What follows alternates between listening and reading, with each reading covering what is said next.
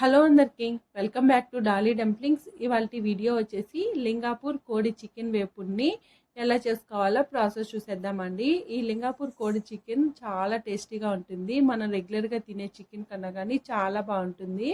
మీకు ఈ చికెన్ దొరికినట్లయితేనో తప్పకుండా ఓసారి ట్రై చేసేయండి. ఇప్పుడు ఈ చికెన్ వేపుడిని ఎలా చేసుకోవాలో ప్రాసెస్ చూద్దాము. దీనికోసం ముందుగా నేను ఇక్కడ 1/2 kg చికెన్ని తీసుకున్నానండి. విత్ స్కిన్తోనే తీసుకున్నాను. అలాగే నేను ఇక్కడ ఇందులో లివరు అలాగే ఎగ్స్ కూడా మా చిన్న పాప కోసం యాడ్ చేయించానండి. ఈ చికెన్ని చిన్న చిన్న ముక్కలుగా కట్ చేసి తీసుకోవాలి. ఈ చికెన్ ఉడకడానికి కాస్త టైం పడుతుందండి. ఇలా కట్ చేసుకున్న తర్వాత వీటిల్ని శుభ్రంగా క్లీన్ చేసుకోవాలి. ఇప్పుడు ఇది ఉడికించుకోవడం కోసం నేను ఒక కుక్కర్ గిన్నెని తీసుకొని ఈ చికెన్ని కుక్కర్ గిన్నెలోకి వేసుకున్నాను. మీరు నార్మల్గా కూడా ఉడికించుకోవచ్చండి. ఇందులో వేసుకుంటే త్వరగా ఉడికిపోతుంది. అలాగే ఇప్పుడు ఇందులో 1 టేబుల్ స్పూన్ కల్లుప్పు వేసుకోవాలి. ఉప్పు వీడియో స్కిప్ అయిపోయిందండి. అలాగే 1/2 టేబుల్ స్పూన్ పసుపు, 1 టేబుల్ స్పూన్ కారం, 2 టేబుల్ స్పూన్ల వరకు ఆయిల్ వేసుకోవాలి. ఇదంతా ఈ ముక్కలకు పట్టేలాగా ఒకసారి బాగా కలుపుకొని కొద్దిగా వాటర్ని యాడ్ చేసి మూత పెట్టుకొని ఒక 4 విజిల్లు వచ్చే వరకు ఉడికించుకోవాలి. 4 విజిల్లు వచ్చిన తర్వాత ప్రెషర్ అంతా బయటకు పోయిన తర్వాత మూత తీసి ఒకసారి బాగా కలుపుకోవాలి. అలాగే చికెన్ ఉడికిందో లేదో చెక్ చేసుకోవాలండి. నాకైతే 4 విజిల్లకి చికెన్ అనేది 80% ఉడికిపోయింది. మీరు మరీ ఎక్కువ ఉడికించుకోవాల్సిన అవసరం లేదు. ఒక 80% ఉడికితే సరిపోతుంది. మీకు ఒకవేళ ఉడకకపోతే మళ్ళీ ఒక 2 విజిల్లు వచ్చే వరకు ఉడికించుకొని పక్కకు పెట్టుకోండి.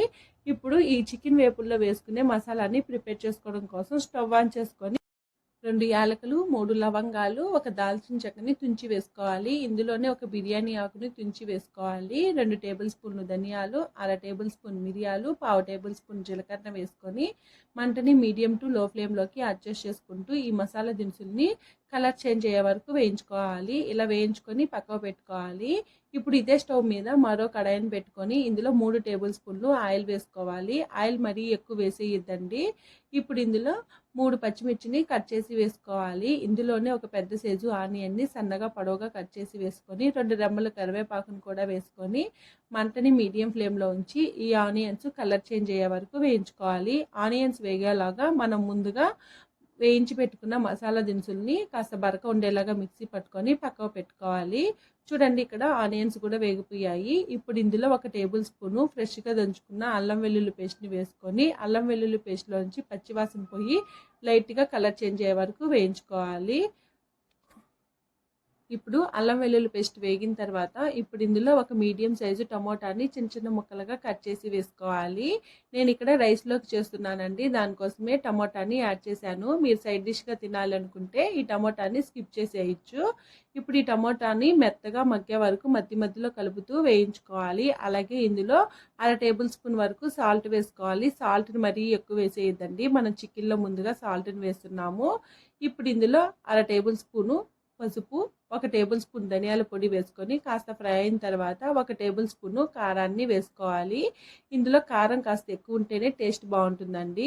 ఇప్పుడు ఈ మసాలా అంతా ఒకసారి బాగా కలుపుకొని మనం ముందుగా ఉడికించి పెట్టుకున్న చికెన్ని ఇందులో వేసుకున్న తర్వాత ఈ మసాలా అంతా ఈ చికెన్కి పట్టేలాగా బాగా కలుపుకోవాలి. చూడండి, నేను ఇక్కడ వీడియో క్లిప్లో చూపించే విధంగా మంటని మీడియం ఫ్లేమ్లో ఉంచి బాగా కలుపుకోవాలి.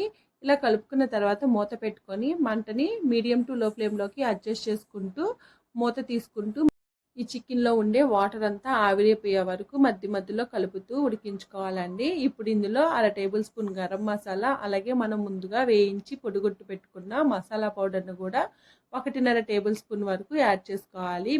మిగిలిన మసాలా పౌడర్ని ఏదైనా 8 డబ్బాల్లో స్టోర్ చేసుకుంటే మీరు ఏ మసాలా గ్రేవీస్ కర్రీలోకైనా కానీ ఈ మసాలా పౌడర్ని యాడ్ చేసుకోవచ్చు. ఇప్పుడు మంటని మీడియం ఫ్లేమ్లోకి అడ్జస్ట్ చేసుకొని మరి కాస్త వాటర్ ఉంది కదండి, ఇది కూడా ఆవిరైపోయే వరకు మధ్యలో కలుపుతూ ఫ్రై చేసుకోవాలి. చూడండి, నేను ఇక్కడ ఈ ఫ్రైని రైస్లో కలుపుకోవడానికి చేస్తున్నాను కదండి. ఈ కన్సిస్టెన్సీ ఉంటే సరిపోతుంది. ఇప్పుడు ఇందులో సన్నగా కట్ చేసుకున్న కొత్తిమీరని యాడ్ చేసుకొని మరోసారి బాగా మిక్స్ చేసుకున్న తర్వాత ఒక 2 నిమిషాలు ఫ్రై చేసుకొని స్టవ్ ఆఫ్ చేసేసుకోవాలండి. అంతేను, దీన్ని వేడివేడిగా సర్వింగ్ బౌల్లోకి తీసుకొని సర్వ్ చేసుకోవడమే. టేస్ట్ అయితే చాలా బాగుంటుంది. మీకు ఇంకా డీప్ రోస్ట్ కావాలన్నా చేసుకోవచ్చండి. చూసారు కదా, లింగాపూర్ కోడి చికెన్ వేపుడిని ఎలా చేసుకోవాలో ప్రాసెస్ ఏందో. ఈ వీడియో మీకు నచ్చితే లైక్ చేయండి, షేర్ చేయండి, కామెంట్ చేయండి. మరిన్ని రెసిపీస్ కోసం ఛానల్ని సబ్స్క్రైబ్ చేసుకోండి. Thank you for watching.